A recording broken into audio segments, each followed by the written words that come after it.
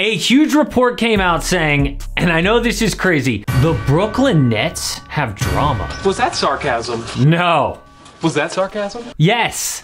Was that sarcasm? Stop it! If they don't make the right moves, they could actually lose Kevin Durant this offseason, and here's why. Months ago, a source told the New York Daily News, first James Harden would leave, then Kyrie, then Kevin Durant. Oh, but predicting Harden would leave was easy, that's nothing. Well, how about this? Rumors say the Nets are unwilling to give Kyrie a long-term deal. Then KD hasn't spoken with them since they lost to Boston? Look, something is definitely going on with the Nets right now. And if they lose KD, they will be at the bottom of the East. But who really cares about the Nets? I don't know many diehard Nets fans, but the rest of the league, like, who's gonna get KD? What about Kyrie? What about Ben Simmons? There is a lot to unpack, but this can only end one way. And when I explain it, it will make sense. The problem here is between Kyrie and the Nets. Kyrie wants a long-term deal. The Nets don't want to give it to him. They don't think Kyrie is their type of player. The GM actually just said that.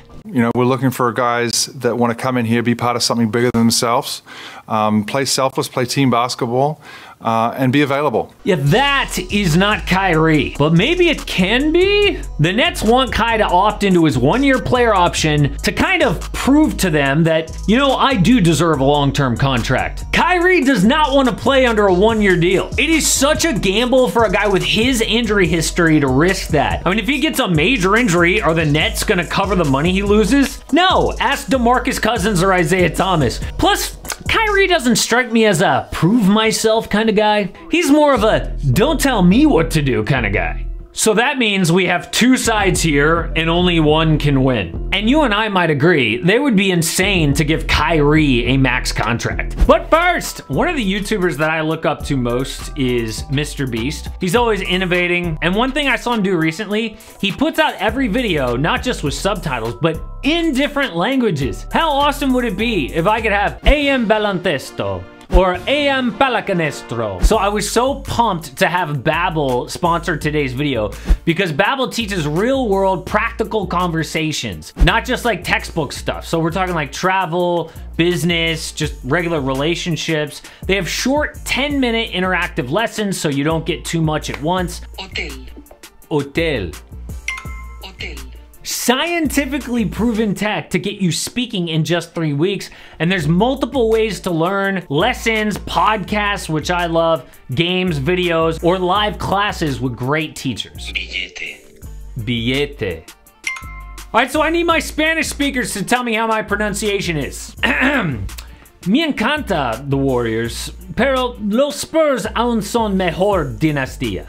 Okay, that might have been good. This one's gonna be a little tough, okay. Asegúrese siempre de dar me gusta y suscribirse. I'm sure those two are horrible. I need more practice on Babbel. But one thing I did notice using Babbel was how conversational the teaching felt instead of just like super formal, non-real world feel that I used to get in like Spanish class in high school. So check out Babbel, guys. It's a lot of fun and it's actually useful. You can click my link in the description for 65% off your subscription, by the way. That is legit. Start speaking a new language in just 3 weeks. Thanks so much to Babbel.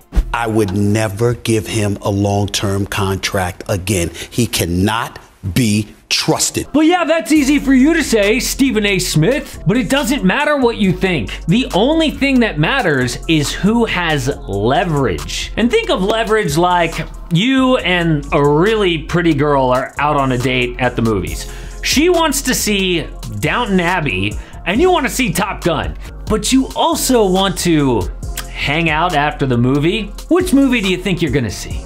I could tell you, but then I'd have to kill you. No, sir! You are watching Downton Abbey because she has all the leverage. She is way out of your league. Well, on this date, Kyrie has all the leverage because the Nets are so far over the salary cap. If Kyrie leaves, they can't replace him with another player. Plus, his trade value is so low, no one's gonna give them equal value in a Kyrie trade. And all this means, as flawed as Kyrie is, he is the best player they're gonna get. And as long as they have KD, they must compete for championships. Do you think KD is gonna roll with like Ben Simmons and some role players? No. If Kyrie leaves, KD is demanding a trade. That is why the only way this ends is with Kyrie getting a long-term contract. KD and Kyrie are still close. If the Nets are unwilling to give Kyrie a long-term deal, KD could take that as a slap in the face. Kyrie has all the leverage here. He is going to get what he wants because he's a free agent, they can't replace him, and he's KD's boy.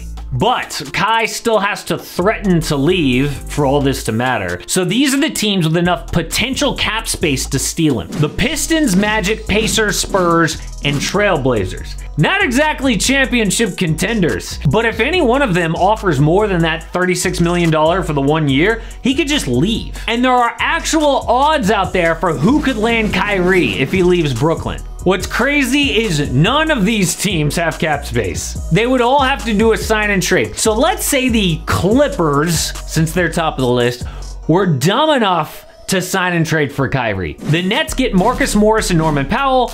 The Clippers get Kyrie. Yeah, the Clippers need an elite point guard, but they are not doing this. Kyrie has ruined every locker room he has ever been in. Plus, that's not even close to enough value for Kyrie. This doesn't work for either team. That's why the only way this plays out is Kyrie gets what Kyrie wants. But let's just imagine a world where the Nets actually are unwilling to give him a long-term deal. Well, I think KD would demand a trade. Now, that means the Nets would have a chance to recoup a lot of talent and a lot of picks. I mean, they let all their picks go to Houston when they traded for James Harden. So who out there could actually make a great offer for KD? Well, first of all, I think he would have like a preferred trade demand list. That's what all the superstars have now. On that list, I think, are the Sixers, Heat, Bulls, and Mavericks. I chose these 4 teams because they're all in a big market and KD would get credit if they won the chip. Remember, he left the Warriors because he wanted to prove he could win a chip on a team that's his team. That's why the Lakers aren't on this list. They're LeBron's team. The Warriors are off this list for obvious reasons. I also didn't include the Clippers, and I know they have never made a finals, but if they won, I just feel like Kawhi would get the credit. So we've got our 4 teams here who could trade for KD, right? Let's start with the Mavericks. It would be amazing to see KD next to Luka. They would be favorites to win the West. The problem is draft picks. They owe their 2023 first to the Knicks with protections till 2025, so they can't trade picks till 2027. Blah, blah, blah, nerdy stuff. Point is, most they can offer is 2 picks, which is not enough for KD. And it's the same thing for Chicago and Philly and Miami. But what makes the Heat different is they have something better than picks. They have talent. The Heat get Kevin Durant. The Nets get Bam Adebayo, Tyler Hero, Max Strus, a 2022 and 27 first-round pick. Heat fans hate this because, oh my gosh, we're going to trade Bam and Tyler Hero. Actually, that's the sign of a good trade. I mean, if Heat fans liked this, it's pretty unrealistic. Miami needs a championship #1 to put them over the top. Jimmy Butler ain't gonna do it, but a big 3 of Jimmy, Kyle Lowry, and KD would win the East. And at that point, forget Bam, they could use an average center. In this scenario, the Nets roll with Ben Simmons, Bam, and Hero, with Seth Curry and Joe Harris bombing 3s. And that is actually pretty good on paper. They could do a lot worse. But that is not gonna happen. The Nets are going to give Kyrie exactly what he wants, which is a long-term deal. But I do think Kyrie will make one compromise. My prediction for this contract is a 4-year max deal. Kyrie can get 5 years, but this aligns with Durant's deal, and I think Kyrie would agree to that. Kyrie will be 34 years old by the time this deal ends, which isn't bad, you know, if he could stay healthy.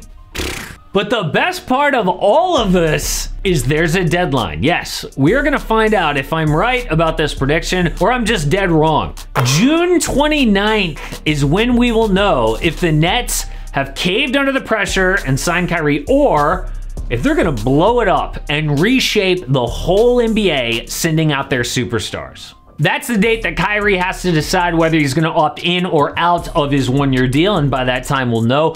A few days before that is the NBA draft. Obviously, the Orlando Magic have the #1 pick, followed by OKC and Houston. And guys, I put out a whole mock lottery after we found out the lottery order. I also think there's going to be some trades in this year's lottery. So before the draft, check out my mock draft right here.